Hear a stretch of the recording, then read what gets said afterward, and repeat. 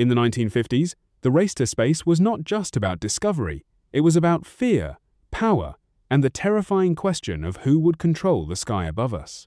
While scientists dreamed of reaching the moon, generals looked at it differently. To them, the moon was not only a destination, it was a stage, a place where the world's most powerful nations could prove, beyond any doubt, who held the future in their hands.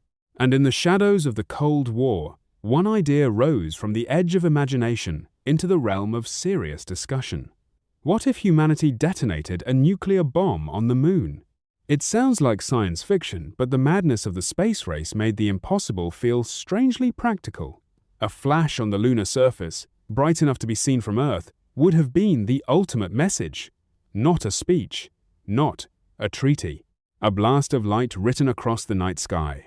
It would say, "We got there first, and we brought our most destructive weapon with us."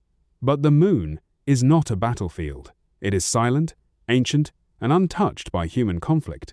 For billions of years, it watched Earth from a distance, reflecting sunlight back onto oceans, deserts, cities, and wars. To scar it with a nuclear explosion would have been more than a scientific experiment. It would have been a symbol of how far human ambition can go when it is guided by fear. Imagine that moment, a rocket crossing the darkness, carrying not hope, not explorers, but a weapon powerful enough to turn dust into fire. Then, in the endless silence, a sudden bloom of light. No sound, no atmosphere to carry the thunder, just a violent burst of energy against a dead, beautiful world.